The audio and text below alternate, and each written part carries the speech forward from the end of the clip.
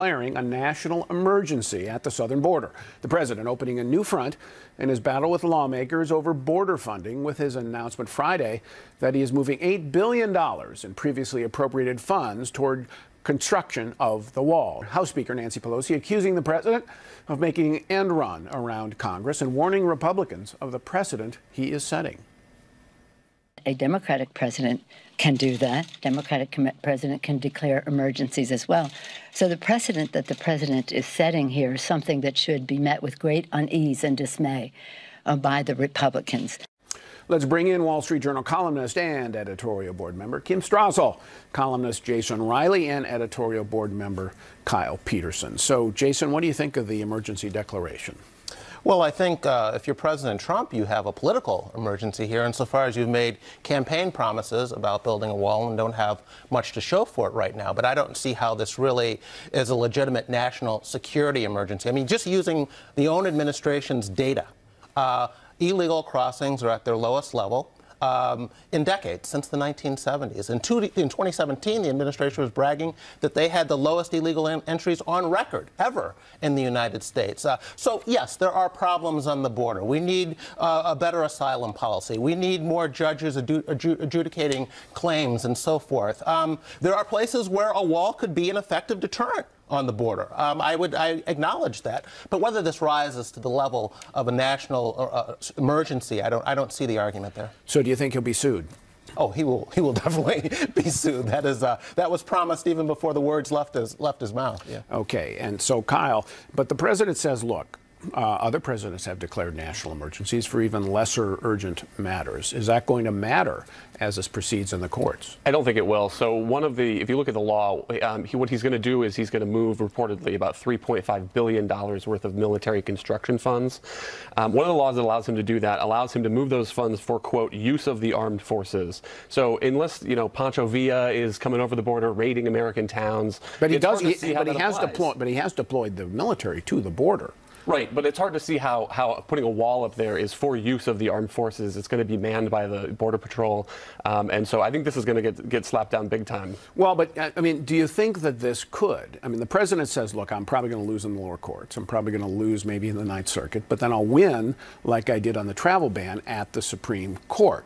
And there are some conservative scholars, legal scholars, who say that the National Emergencies Act upon which this is based does have a pretty expansive reading of how a president can define a national emergency. Could that be what ultimately lets him do this? It's possible, but if you have trust in judges who believe in reading the law the way the law is written, if this is a national emergency, then as Nancy Pelosi suggests, basically anything can be deemed a national emergency.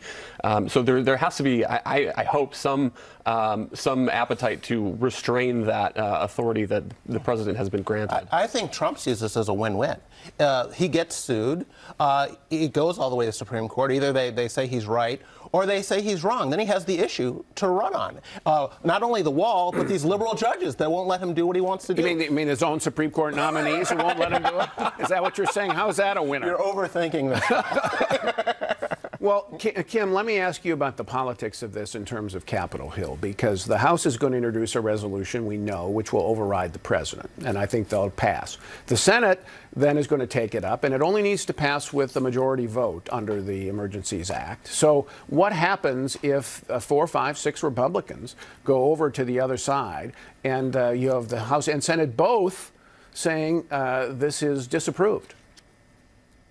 Yeah, and there will be Republicans who do that, because we've already had a number come out who, on the basis of the legal argument and the precedence argument, have said, we didn't want the president to do this, we disagree with it, folks like Senator Marco Rubio and others. So it will pass in the House. It will come up in the Senate likely and pass there. And then you have two phenomena. You've got Republicans split, voting against the president. And then the president is going to have to veto that resolution. And again, it's not likely that the House or the Senate could override that veto. So his decision would stand. He'd knock down that resolution. But again, it's a divided Republican Party, which is never a good look for a party out there to be having. And that's one thing the president's forced on this now. Well, and so let's assume that it's enjoined by the lower courts. How is that going to look, Kim, if he's overridden by the the Senate has to, and the House, and then has to veto. And then it's enjoined by the lower courts. The president will not be able to take that money and use the wall. Will he look weak for having taken this step rather than what he could have done, which is say, look, I got $1.4 billion for the wall, I got $23 billion for other things, and declare victory? Well, right, and that's one of the head-scratching things here, is because in addition to the money that he just got as a spending bill, part of this $8 billion that they're talking about is coming from things that he arguably does have easy authority to take. So some of this, for instance, they want to use some civil asset forfeiture money, which is money we take from bad guys, drug interdiction money, and even some unobligated funds in the military budget that aren't military construction that he might, in fact, have authority. That gets him another big chunk of dollars. So why also go down the road of this national emergency, which is going to cause a court battle, when it really is not that much dollars you're talking about in the end toward that wall project? Kyle, I want to raise here, at least briefly, the left, the Democrat left, which is now saying this is an unprecedented abuse of power. And yet they were silent when President Obama tried to use his executive authority to push through legalization for work permits for 4 million illegal immigrants. There's a double standard here. For sure, and tribalism is a heck of a thing. It's interesting too. On the reverse side, the Republicans who decried President Obama when he made moves to protect Dreamers under prosecutorial discretion are doing the same thing. They're saying that this national emergency is great and it's bodes ill for the future.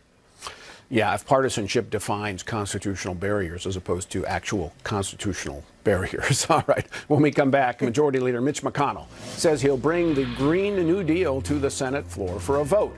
Why Democrats are crying foul next. The Journal editorial report is brought to see how they feel about the Green New Deal. That was Senate Majority Leader Mitch McConnell this week saying he'll bring the Green New Deal to a vote on the Senate floor, forcing Democrats to go on record with their support for the controversial proposal that was introduced last week by Congresswoman Alexandria Ocasio-Cortez and Senator Ed Markey. Democrats are crying foul, calling McConnell's move a political stunt. This is all they can muster, a political stunt. This cheap, cynical ploy evidently represents the sum total of Senate Republicans' leadership on the vital issue of climate change. We're back with Kim Strassel, Jason Riley, and Wall Street Journal editorial board member Alicia Finley. So before we get to the vote, Senate issue, what do you make of the reception, political reception generally, to the Green New Deal? Well, it's being widely ridiculed among the public, at least. Because it's so far-fetched. You have to retrofit every building in America, basically banish fossil fuels within 10 years. 10 years. 10 years. There's even a bit about maybe somehow containing the carbon or methane emitted by cows. It's completely ridiculous. But Democrats a lot of Democrats are supporting it. How many supporters are there in the House and Senate right now? There's about 67 in the House and about a dozen in the Senate. And some of them, though, are very prominent and running for president. I don't think they've even read it. They don't even know what's in it. I think they endorsed it to the quote-unquote deal, Green New Deal. But Kamala Harris Kamala Harris, Cory Booker, Kirsten Gillibrand, Amy Klobuchar. That's right. Interesting that Sherrod Brown, though, who may also run for president, who's from Ohio, backed away and said, I'm not going to endorse all these details. Well, partly because this would really kill manufacturing workers and a lot of union jobs. In Ohio. In Ohio and the Midwest. Okay. Senator McConnell bringing it up for a vote. How is it? Explain to me, Jason. You're a political seer, sage. Explain to me, how is it a stunt to ask Democrats to vote on something they have proposed? Exactly. Watching that clip of McConnell, he seemed to barely be able to contain a smirk there at the end. But that's exactly what he's challenging them to do. Put your money where your mouth is here. Let's see if you're really for all of the stuff that Alicia was just laying out there. I also wonder if many Democrats realize that the New Deal, the actual New Deal, where they get the name for the Green New Deal from, wasn't very successful. Paul, I mean, it was designed to get us out of the Great Depression and tackle unemployment. It didn't. World War II got us out of the Great Depression because it ended the New Deal. Yeah, but you know that's an icon.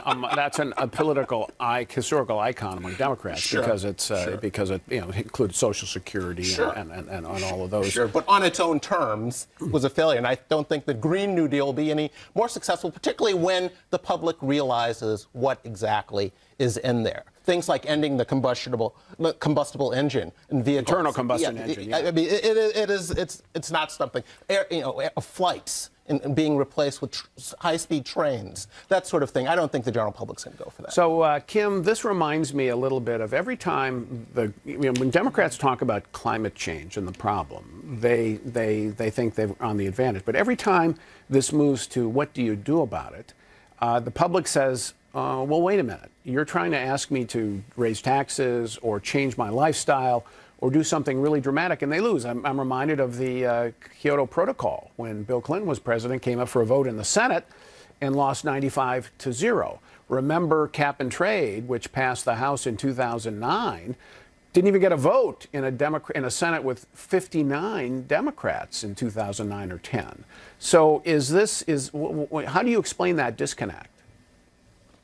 Well, and some people would argue that passing that cap and trade bill through the House was among the contributing factors why House Democrats lost control of that chamber back in 2010 because it was so immensely unpopular among so many constituents. And this is, you just put your finger on it, Paul. It's why Republicans, it's why they want to hold a vote on this, and it's why they want the discussion to be about the practicalities and about the cost. Because when you just throw out there, what do you think about climate change? Yeah, there's a lot of people that say, well, we should be doing something about it. When you actually get to the nitty-gritty about what would have to be done, and the fact that other major polluters and people in the world like China and India are doing nothing, and so American contribution to this would really make no real dent in carbon emissions whatsoever, that's when people begin to back away. And that's why Republicans want this vote, and that's where they want the debate to be. So, Alicia, do you think that the Democrats are going to walk away from this then? Because it has been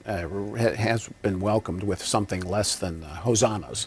Or are they going to keep plowing ahead in the presidential race? I do think they're going to plow ahead and say, well, this is going to be a goal. We can't achieve this necessarily in 10 years, but, we need to do something about climate change just because it's so totemic to the left that we must do something about climate change. And here's supposedly a plan. It also meets all their other entitlement plans in terms of a jobs guarantee, paid family leave, even paid vacation. It kind of encompasses everything that the progressive movement stands for.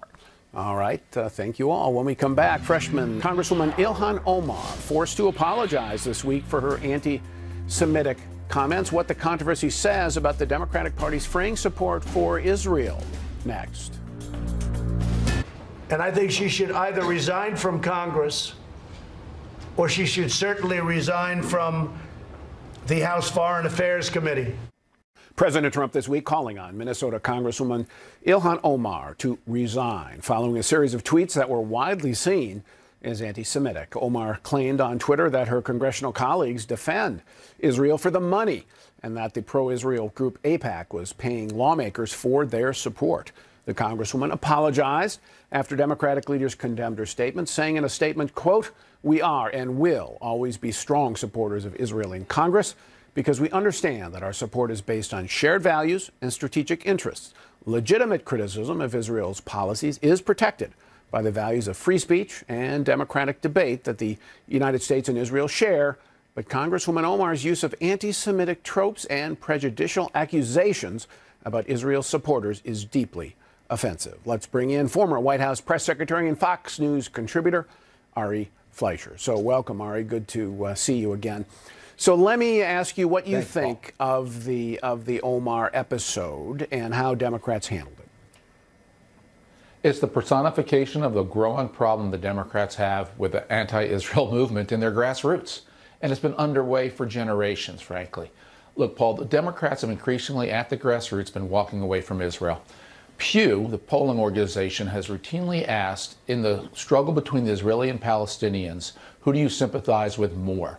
And in 2001, almost 20 years ago, When they asked that question, 50% of Republicans said they sympathize more with Israel, 38% of Democrats. That was a 12-point Israel gap. Today, Paul, that gap is 52 points. 79% of Republicans told Pew they sympathize more with Israel than the Palestinians. Democrat support is down to 27%. So what you're saying, 52-point drop. But what that suggests, Ari, is you're suggesting that somehow Ilhan Omar reflects a major point of view within the Democratic Party, that movement. What explains that kind of change in public sentiment? Because, as you know, I mean, Harry Truman is the president who recognized Israel, and Israel's always had bipartisan support. You know, frankly, I think the Democrats have turned their back on Israel. They have forgotten the history of Israel. The fact that after the Holocaust, the world got together through the United Nations and gave Israel that land. And the day Israel was born, the Arab nations attacked Israel. And the heart of the problem is the Arab nations, too many of them, other than Egypt and Jordan, haven't recognized Israel's right to exist. Is this a failure of leadership on the history that the Democrats don't talk about or they have forgotten about? It's not taught in schools. So you're saying that the Democratic leadership here, even though they condemned Omar's remarks, is responsible for not leading on the issue itself enough and expressing their support vocally enough for Israel? The Democrat leadership is squeezed. I still think there are many Democrat leaders, Steny Hoyer, the Democratic whip, for example, who is a majority leader, who is still a strong supporter of Israel. But you can't have the grassroots be so anti-Israel without it eventually weakening the leaders, without it eventually electing congressmen and women who reflect the grassroots, as in the case of Ilhan Omar. Look, don't forget at Barack Obama's convention, when the Democrats removed the line that had been in their convention platform since 2008, that Jerusalem is the capital of Israel, it was removed. Then when they discovered it was removed in a platform committee, they tried to put it back on the floor, and they were met with resounding boos on the floor. And it sounded like the grassroots Democrats objected to putting the line back. The chairman had to just gavel it through with old-fashioned muscle because he knew the majority of delegates on the floor opposed calling Jerusalem the capital, despite it had been in the Democrat platform before. Yeah, I remember. This is the rebellion in the grassroots. I remember that episode, but I want to ask you about this issue that Omar and her supporters would respond to you and say, look, I'm not anti-Semitic. What we're doing is just putting opposition to Israel's policies on the table. And we ought to be able, as Americans, to debate that. And that doesn't mean that you can bring up, anytime anybody opposes Israel on anything, that they can be accused of anti-Semitism. Isn't that a fair point? Look, the new papering over is to say I'm not anti-Semitic, I'm anti-Israel, and there's a difference when there's very little difference. Why is there not a difference? I mean, we're talking about individuals versus a government policy. Because what you see is the case of Congresswoman Omar. She says that the only reason people support Israel is because of money. She doesn't think there could be merit. She doesn't think there could be actual legitimate values-based America defense, Western democracy reasons to support Israel. She right away goes to the oldest, worst stereotype, which is money. It's the Benjamins. That's anti-Semitism, Paul, plain and simple. That has nothing to do with Israel. Should she have lost her position at the at the House Foreign Affairs Committee? They rebuked her publicly and in very pointed terms, but they didn't do what Republicans did with Steve King when he made racially offensive comments and removed his committee assignments. Should she have lost hers? Well, one, I was glad to see the Democratic leadership rebuke her. It was the proper thing to do. If I'm the Democrats, I would, of course, remove her from that committee, unless you want somebody so anti-Israel to be a symbol of who the Democrats are today.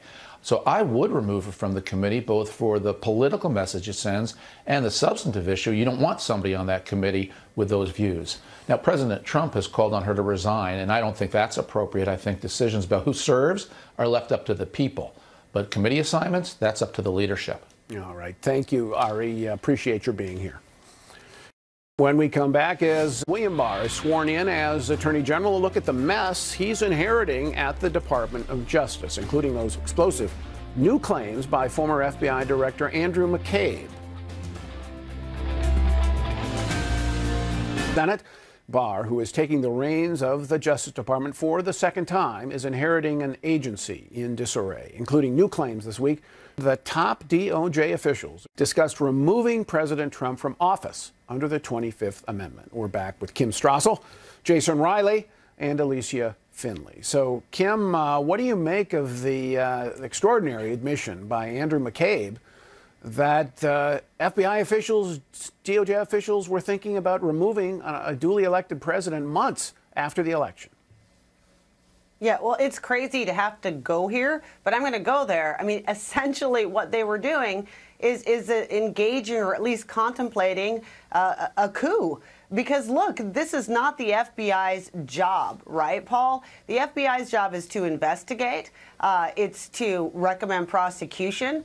Or if it really believed what it believed was happening here, that somehow this president was unfit to serve in office or was colluding with the Russians, its job is to inform senior leaders of Congress who can then go down the road of impeachment, or to inform other senior members of the cabinet who could look at the 25th Amendment. The FBI has no role here, and the idea that they thought this was appropriate just says everything about Jim Comey and Andy McCabe and their sense of their own importance and no rules about what they needed to follow in order to in their jobs. Just to follow it up, Jason, 25th Amendment was passed in order to deal with president who's physically or mentally incapacitated. Okay, it's not somebody who is. It's not to say some president we don't happen to like. Right.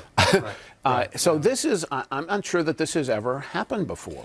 I agree. I'm as shocked as Kim is. These guys seem to have turned the FBI into an arm of the Democratic National Committee, in essence, to do what they were doing. Now, of course, Andrew McCabe is not the most reliable narrator here. He is out there trying to sell a book right now, and Rod Rosenstein has disputed this account that he was going to wear a wire or whatever on the president. But this is shocking stuff. This is not what we expect our FBI to be up to, our Justice Department to be up to. And I know we're going to talk about Bill Barr soon, but clearly this agency, this department, is in need of some adult supervision.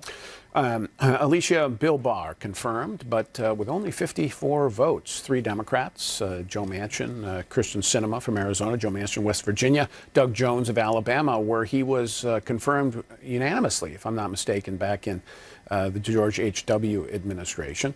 What do you think Barr's main task is at Justice? Well, he's going to have to impose some discipline on the Justice Department and the FBI and kind of corral these guys who are basically becoming political agents. I also think he needs to provide more oversight. The Solicitor General, which has submitted some kind of strange amicus briefs to the Supreme Court, such as last year in the Weyerhaeuser decision, saying that critical habitat does not actually need to be habitat. And there's just such a diffuse organization that he needs to impose discipline on. And get some kind of political order on it to actually run the department. Sessions, because he was, for a variety of reasons, just hadn't done that, I guess is what you're saying. Right. And so some Obama-era prosecutions as well as investigations have continued, that of Quicken Loans. He should probably drop that one, among others. Okay, Kim, what do you think? You wrote your column about Barr this week, and you said he's got a big task in front of him. How should he handle the Mueller probe? Well, look, he has already said that he's not going to necessarily interfere in the Mueller probe, and that whatever findings Mueller gives to him, that he will send them along to Congress to the extent that the law allows him to. So he's been pretty clear on how he handles this. You know, it would be good, we may not hear about this, for him to certainly set some deadlines on when this gets finished. We've heard reports that Mueller is close to being done. Let's hope that's the case, but he could go in there and certainly impose a little bit more of a timeline. But look, more broadly, Paul, I think he's got to stand up and address the country and about this question of the credibility of the Department of Justice and FBI. When you have half of the country that no longer trusts federal law enforcement because of the actions it takes, it's debilitating. So that's his main task, is going to have to be somehow restoring some credibility, getting straight with Congress, and then reasserting some lines of authority and rules within this place. Jason? I agree. And he is the person for the job. And the fact that so few Democrats voted for him, someone who's had this job before, someone very well respected in legal circles, just tells you how partisan we've gotten here with their advise and consent role here. It's ridiculous that they would even argue that someone like Bill Barr is not qualified for this. Paul Manafort was accused by a judge this week of having lied to prosecutors about some meetings he had. Does this relate at all to the Russia probe? Do we learn anything more about the collusion? Nothing more, I don't think. We know he's been involved in these sleazy dealings. He's lied before, but a direct connection, again, to the president, whether he knew anything about this or directed Manafort to, I don't see that. I think this is very low-hanging fruit for Mueller. If he's hanging everything on Manafort, I think there's nothing there. All right, thank you all. Still ahead, New York's high tax woes. Governor Andrew Cuomo lobbies President Trump to repeal a key component of his 2017 tax overhaul, and Amazon scraps plans for a New York City headquarters. The latest on both next.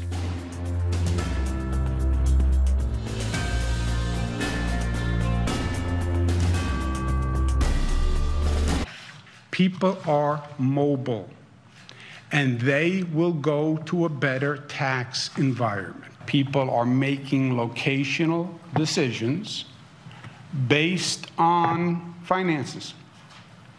And from our point of view, that is highly problematic. That was New York Governor Andrew Cuomo this week blaming a $2.3 billion budget shortfall on a key component of the Republican Party's 2017 tax overhaul, pointing to the $10,000 cap on state and local tax deductions as the reason the top earners are fleeing the Empire State. Cuomo paid a visit to the White House this week to lobby President Trump to repeal the so-called SALT deduction, just days before Amazon announced it is scrapping plans to build a second headquarters in New York City, drawing new attention to New York's unfriendly business climate. Scott Hodge is president of the Tax Foundation. So good to see you again, Scott. I want to ask you about this Amazon decision first, all right? The state and city were offering Amazon $3 billion in subsidies, and yet Amazon walked away. What do you make of that decision? Why do you think they did it?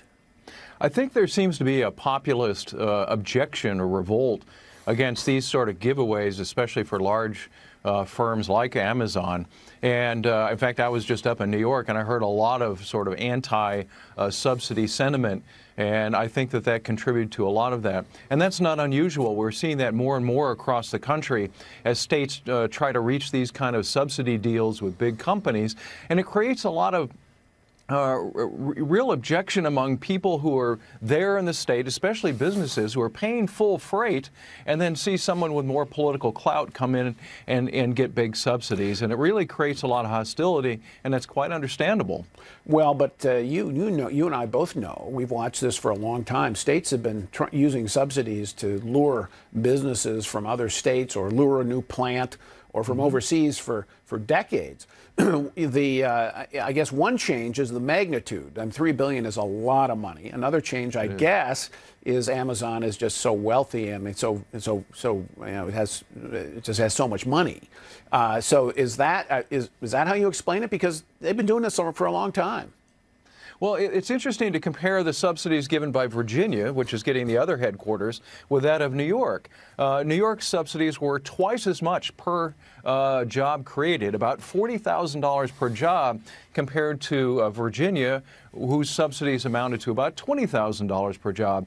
And it really tells you, I think, about the differences between the tax climates in Virginia versus New York. And as you know, and we've reported on this for years, New York has one of the worst business climates in the United States, usually vying between New Jersey and New York for having the absolute worst business climate. The income taxes in New York, 8% for personal income, but in New York City, it's around 12%. It's higher, my friend. It's higher. It's almost between, I think it's 12.6 or something like that. 12.6, yeah. Believe me, I pay it every year. It's painful.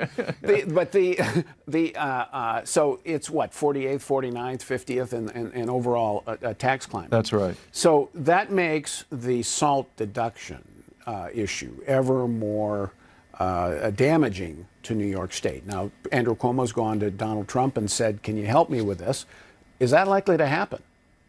No, it's not likely to happen. I get pretty good assurances from folks in the White House that they may be accommodating the governor, but I don't think they're going to give anywhere. And you're certainly not going to see any give in the Senate, which would also have to approve this. This is law now, and the great thing about the SALT cap is that it puts everyone on equal footing. No matter where you live in America, you're going to live with the same tax law. And we've essentially gotten rid of this open-ended checkbook where profligate states like New York and California could pass along their tax burden to Washington, really being subsidized by everyone else in America. And now we're all on the same footing. We all know what the rules are. And that's really forcing states like New York into tax competition, essentially. But so we've heard Cuomo ring the alarm bell. No question about that, and very candidly so, although are we seeing states like New York change their behavior, change their policies to become more competitive in terms of the business climate? Because so far, at least, I don't see that happening here. Is it going to happen? Is it going to have to happen? I think it will over time as states begin to realize that they can no longer shift this burden to Washington. But, you know, the governor tries to blame this on a blue state, red state issue, but it's really not. The SALT deduction or the SALT cap affects only a small number of very wealthy individuals who live in pockets or counties or communities that have very high property taxes along with their high state taxes as well. And if you look at New York, for instance, people in upstate New York, let's say St. Lawrence County, have an average itemized deduction of only about $2,000, where in Westchester County, the average itemized deduction is over $16,000. And so this is really about small pockets around New York City, while the rest of New Yorkers will be completely unaffected by the SALT cap. Yeah, but in terms of the state revenues, I mean, I think that the 1% of income earners pay an inordinate, well above 40%, I think. I haven't checked the latest data, but it's up there, of all state tax revenues. So if they drive those people out to Florida or Texas or Tennessee, which don't have an income tax, that really hurts. It does, and we're seeing the effects of a progressive income tax system and the attempts to try to deal with inequality through the tax code. You knock lots of people off the bottom, you put the burden on the top, and the consequence is people find friendlier tax climates. And New York is the best thing that's ever happened to Texas and Florida, and as you say, Tennessee, states that with much better tax climates. All right, thank you, Scott Hodge. Appreciate it. Still ahead as the 2020 Democratic field continues to grow. A closer look at the latest entrance and what Amy Klobuchar brings to a race already crowded with fellow Senate Democrats. But what I do have is this: I have grit. That was Minnesota Democrat Amy Klobuchar last weekend announcing that she's joining the rapidly growing 2020 presidential field. The two-term senator and former prosecutor positioning herself as the pragmatic alternative to some of the more liberal contenders, and a Midwesterner who can win back the key states of Wisconsin, Michigan, and Ohio. So can Klobuchar emerge as the Democratic consensus candidate? We're back with Kim Strassel, Jason Riley, and Kyle Peterson. So, Kyle, your fellow Midwesterner, what is her selling point to Democrats? Well, the idea is that she can be kind of a Goldilocks candidate. So she's young, she's 58, she acts presidential, she's not Instagram